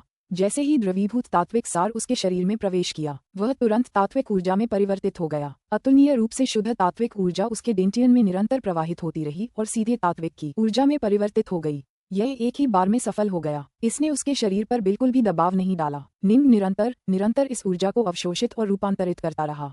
गड़गड़ाहट। उसके डेंटियन में हरे पानी की तरह की अंतहीन विशाल लहरों की तरह उमड़ने लगी, बेतहाशा घूमती हुई और लगातार जमा होती हुई। फिर से निंग ने एक बार फिर अपना मुंह खोला और कुछ तरल तत्व को अपने शरीर में खींचा। उसके डेंटियन में ऊर्जा की एक विशाल लहर उठी। उसकी तात्विक ऊर्जा, जिसे धीरे धीरे संचित होने में शुरू में लंबा समय लगता था, जल्दी ही अपनी सीमा पर पहुंच गई। तात्विक ऊर्जा की असीम मात्रा उसके डेंटियन में अत्यधिक दबाव के कारण प्रचंड रूप से घूम रही थी, मानो उसके डेंटियन में जगह इतनी छोटी हो कि इतनी तात्विक ऊर्जा को समाहित न कर सके। गड़गड़ाहट। तुरंत कुछ ऐसा हुआ जैसे पंगु ने आदिकालीन अराजकता को चीरकर आकाश और पृथ्वी की रचना की हो। अस्त व्यस्त एकरंगी डेंटियन अचानक फट गया। निंग के आसपास, जो तालाब के किनारे पद्मासन में चुपचाप बैठा था, अचानक कहीं से पानी जैसा एक बड़ा कोहरा उठा। इस क्षण उसे दाव का एहसास साफ साफ हुआ, लेकिन कुछ ही देर बाद वह एहसास गायब हो गया। मैंने अपना जिफू स्थापित कर लिया है। अब जब मेरा जिफू स्थापित हो गया है तो मेरे पास एक अमर साधक के रूप में अपना प्रशिक्षण जारी रखने का आधार है। निंग ने धीरे से खुद से कहा। उसके शरीर के भीतर, उस स्थान पर जहाँ पहले डेंटियन था, यह अब एक विशाल, खाली, असीम स्थान था। इस विशाल, खाली स्थान में अपार मात्रा में बैंगनी की भरी हुई थी। यह विचित्र स्थान लगभग वास्तविक और लगभग काल्पनिक बैंगनी महल था।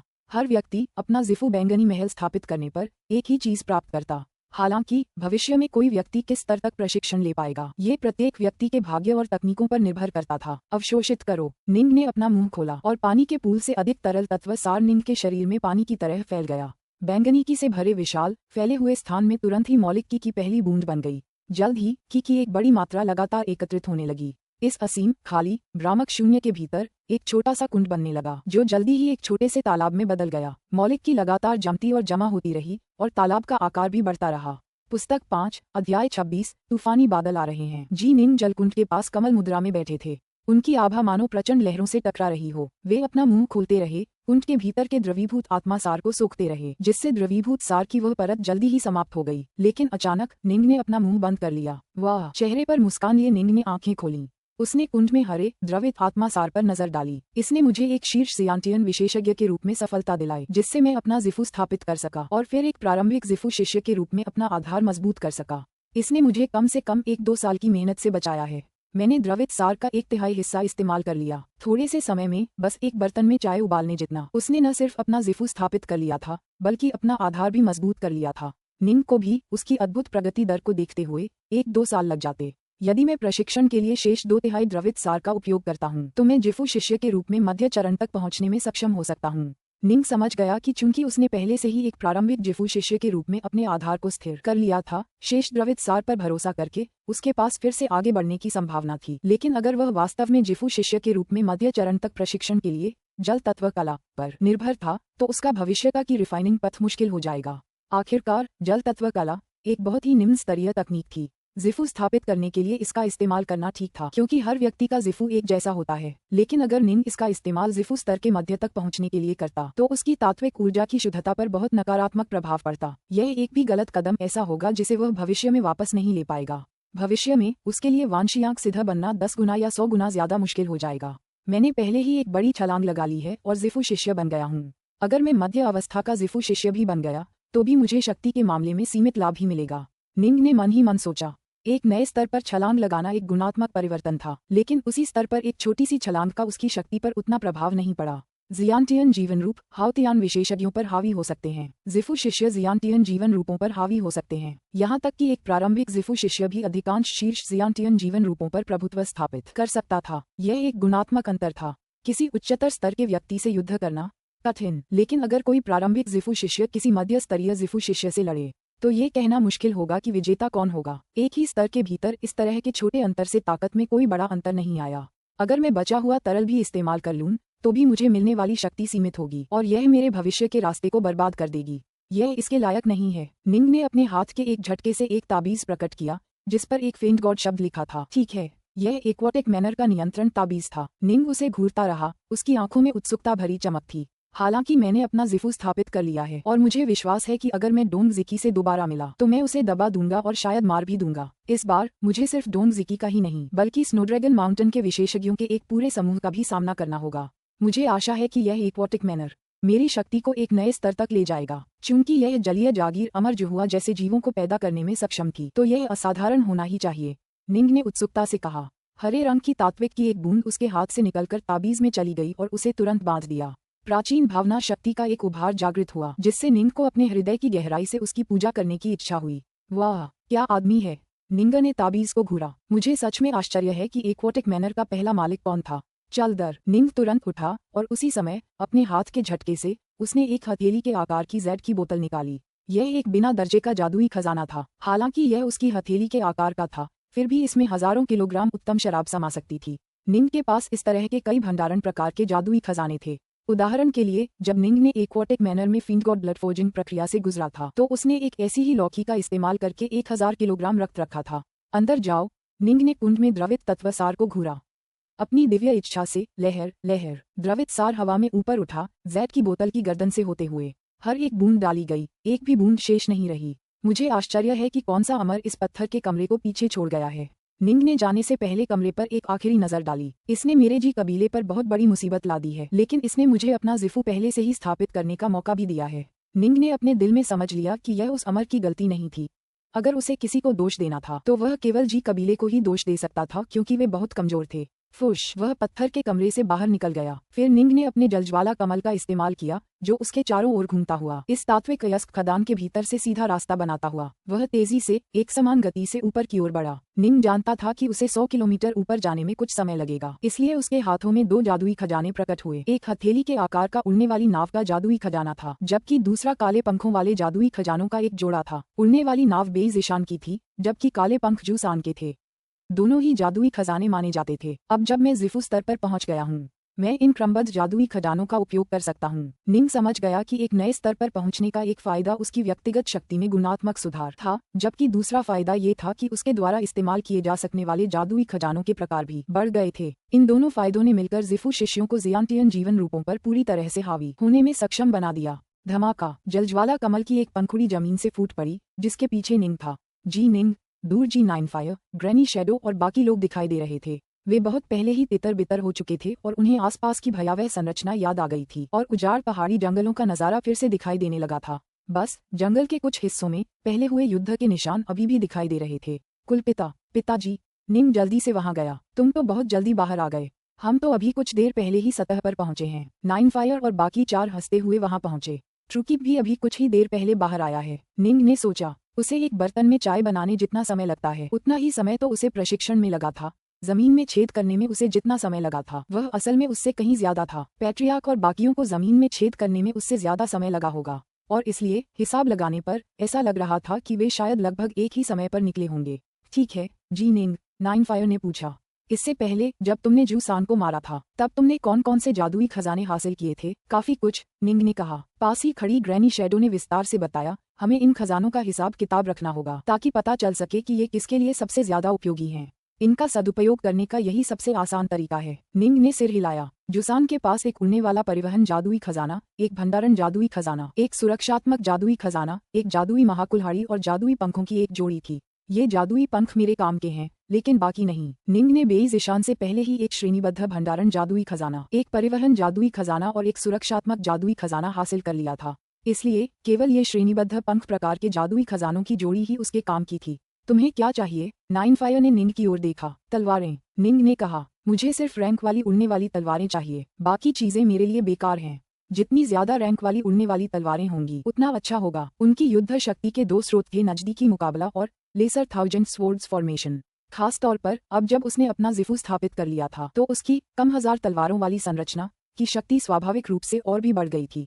हालांकि अगर वह बिना रैंक वाली तलवारों का इस्तेमाल करता रहा तो उसकी शक्ति शायद एक या दो स्तर ही बढ़ेगी। हालांकि अगर वह उन्हें पूरी तरह से रैंक वाली तलवारों से बदल पाता तो निंग को लगता था कि वह शायद वांशियांग सिद्ध को भी अच्छी टक्कर दे पाएगा। उड़ने वाली तलवारों की रैंकिंग जितनी ज्यादा उतना अच्छा। नाइनफायर, ग्रैनी शैडो, बूढ़े नौकर आह जिंग और यिचुआन सभी ने धीरे से दोहराया। फिर एक दो उड़ने वाली तलवारें पेश की। कुल मिलाकर हमारे पास 5 उड़ने वाली तलवारें हैं जिनकी हमें अभी जरूरत नहीं है।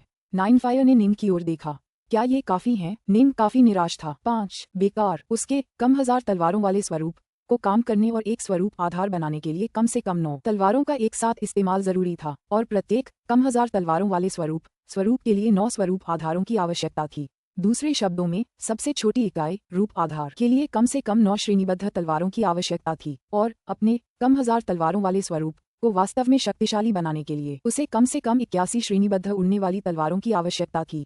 केवल उन्हें आधार के रूप में इस्तेमाल करने से ही अन्य बिना श्रेणीबद्ध तलवारों की शक्ति वास्तव में विस्फोटक बन सकती थी। लेकिन निश्चित रूप से आदर्श समाधान केवल श्रेणीबद्ध उड़ान तलवारों का उपयोग करना होगा। निंग की गणना के अनुसार अगर वह केवल श्रेणीबद्ध उड़ने वाली तलवारों का ही इस्तेमाल करता तो वह कम हजार तलवारों वाली संरचना के केवल तीसरे स्तर का ही इस्तेमाल कर पाता, लेकिन उसकी शक्ति पहले से कहीं ज्यादा होगी। गुणवत्ता मात्रा से भी ज्यादा महत्वपूर्ण थी। तुम्हें कितने चाहिए? नाइनफायर ने पूछा। मुझे 7 क्रम वाली उड़ती तलवारें चाहिए। जितनी ज्यादा होंगी उतना अच्छा होगा। अगर मेरे पास कई 100 होती तो और भी अच्छा होता। निंग हंसा।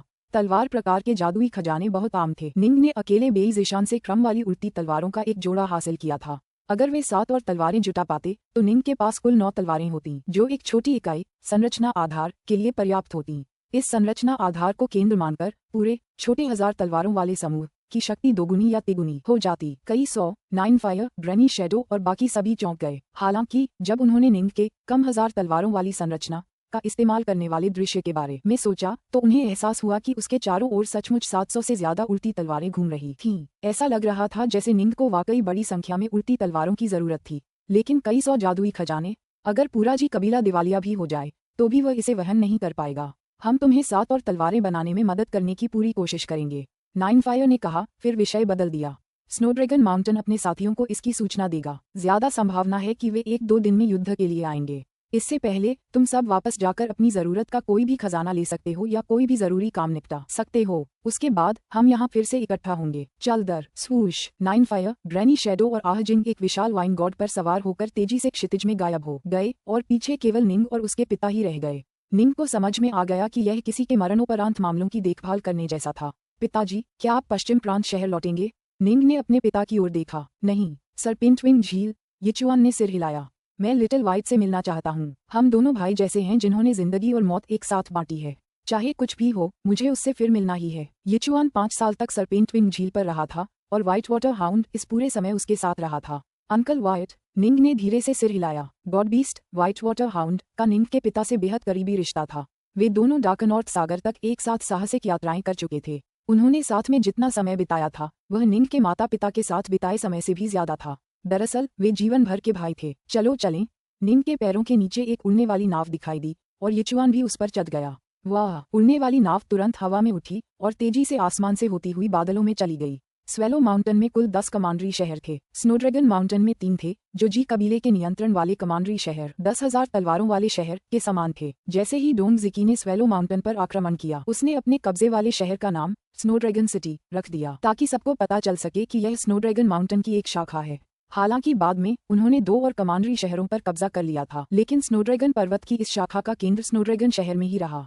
वे कहाँ हैं? बाकी लोग कहाँ हैं? स्नोड्रैगन पर्वत के ऊपर हवा में 3 आकृतियां एक उड़ती हुई स्क्रीन के ऊपर खड़ी थीं, दूर तक देख रही थीं, जबकि एक ग्रीफ पत्ता हवा में उड़ रहा था, जिसके ऊपर डोंग जिकी और म्यूज खड़े थे। बाकी 3 कहाँ हैं? सब मर गए? इन तीनों ने घबराहट में पूछा। ये तीनों स्नोड्रैगन पर्वत की स्वेलो पर्वत शाखा के 3 अन्य जिफू शिष्य थे। वे जू और डोंग वंश के थे। इससे पहले जू वंश के जिफू शिष्य जू नियांगसियोंग ने देखा था कि उनके भतीजे का जीवन ताबीज टूट गया है, और इसलिए वह जल्दी से स्नोड्रैगन पर्वत की ओर दौड़ पड़े थे। डोंग वंश के दोनों बुजुर्ग ये सुनकर भयभीत हो गए, क्योंकि उन्हें लगा कि कुछ गड़बड़ जरूर हुई है। लेकिन उन्हें यह उम्मीद नहीं थी कि न केवल जू सान की मृत्यु हुई, बल्कि हे भाई बहन भी मर गए। वे मर गए, मेरे तीनों साथी शिष्य भी मर गए, डोंग जिकी ने दांत पीसते हुए कहा। ये जी कबीला था। उन्होंने पहले ही एक दल बना लिया, फिर अचानक हमला कर दिया, जिससे हम अचानक चौंक गए। मेरे तीनों साथी शिष्यों पर हमला किया गया और एक एक करके उन्हें मार डाला गया। हे भाई बहनों की मौत के साथ संभवतः वह आधिकारिक आदेश भी छीन लिया गया होगा। 3 कमांडरी शहर, ये डोंग कबीले, हे कबीले और जू कबीले के बीच बटे हुए थे। एक आधिकारिक रिट हे भाई बहनों द्वारा जारी की गई थी। जी कबीला मौत मांग रहा है। जू नियांगसियों की आंखें लाल हो गईं। पास की म्यूज ने ठंडे स्वर में कहा, इस बार तात्विक तरंगों के कारण हम जांच करने गए थे। हमें पता चला कि जी कबीले के क्षेत्र में एक विशाल तात्विक अयस्क खदान है, जिसमें बड़ी संख्या में उच्च श्रेणी के तात्विक पत्थर हैं। पूरी खदान की परिधि 4000 किलोमीटर और गहराई 300 किलोमीटर है। क्या? नियांगसियोंग और डोंग कबीले के 2 बुजुर्ग बुरी तरह चौंक गए। जी कबीला इसे सौंपने को तैयार नहीं था, इसलिए हमारे बीच लड़ाई हो गई। जिकी ने जबरदस्ती ये शब्द कहे। डोंग कबीले के 2 बुजुर्गों में से छोटे ने गुस्से से चिल्लाते हुए कहा, मुख्य संप्रदाय को इस तरह की एक विशाल तात्विक अयस्क खदान की सख्त जरूरत है। अगर हम इसे मुख्य संप्रदाय को दे दें तो ये हमारे लिए बहुत बड़ा पुण्य होगा। जी कबीले ने सचमुच स्नोड्रैगन पर्वत का विरोध करने की हिम्मत की तो हम जी कबीले को नष्ट कर देंगे, हम उन सभी का सफाया कर देंगे। जाहिर है हम उनके कुल का सफाया कर देंगे। जीकी की आंखों में एक ठंडी चमक आ गई। लेकिन मुझे सबसे ज्यादा डर इस बात का है कि जी कुल ग्रैंड जिया राजवंश के साथ एक हस्तांतरण समझौते पर हस्ताक्षर कर देगा। दोनों डोंग बुजुर्ग और जू नियांगसियोंग दोनों रुक गए। अगर वाकई कोई हस्तांतरण समझौता हो गया होता तो स्नोड्रैगन पर्वत भी दखल देने की हिम्मत नहीं करता। ग्रैंड जिया राजवंश को चुनौती? क्या वे मरना चाहते थे? लेकिन जी कबीले को पहले रिपोर्ट तैयार करनी होगी, फिर ग्रैंड जिया राजवंश के दिव्य दूत के आगमन की प्रतीक्षा करनी होगी। इसमें कम से कम 3 दिन लगेंगे। अगर हम देरी करने की पूरी कोशिश कर सकें तो हम कुछ समय के लिए देरी कर सकते हैं। जीकी ने जल्दी से कहा। तो हमें जल्दी करनी होगी। हमें अपने साथियों को बुलाना होगा और उन्हें जल्द से जल्द स्वेलो पर्वत पर पहुंचाना होगा, ताकि हम मिलकर जी कबीले का सफाया कर सकें। ठीक है, सभी ने सिर हिलाया। जी कबीले ने अपने 3 जिफू शिष्यों को मार डाला था और उनके पास केवल 5 ही बचे थे। अगर वे पूरी ताकत से लड़ते तो जीत भी जाते, तो भी ज्यादातर शिष्यों के मारे जाने की संभावना थी। चाहे उन्होंने कितना भी बड़ा पुण्य क्यों न किया हो, प्रशंसा पाने के लिए उन्हें जीवित रहना ही था। तुम चारों हमारे नजदीकी स्नोड्रैगन पर्वत की विभिन्न शाखाओं को आमंत्रित करो, जिकी ने कहा। मैं स्वयं स्वेलो माउंटेन सिटी जाकर गैरिसन जनरल से मिलूंगा और उनसे कहूंगा कि जितना हो सके देर से आएं। ठीक है, चारों ने सिर हिलाया। कुछ दर्जन साथियों को बुलाओ। तब तक हम दर्जनों लोग मिलकर हम जी कबीले को आसानी से कुचलकर मिटा देंगे, जीकी ने कहा। जब हम एक समूह में शामिल हो जाएंगे तो कोई खतरा नहीं रहेगा और सभी को गौरव का हिस्सा मिलेगा। वे साथी जरूर आएंगे। अच्छा, तो फिर हम घूमने चलेंगे। जल्द ही यात्रा की सारी तैयारियां और योजनाएं बन गईं। बाकी 4 जिफू शिष्य अपने अपने संप्रदाय के साथियों को आमंत्रित करने के लिए 4 अलग अलग दिशाओं में चल पड़े, जबकि डोंग जिकी स्वेलो माउंटेन सिटी की ओर चल पड़ा।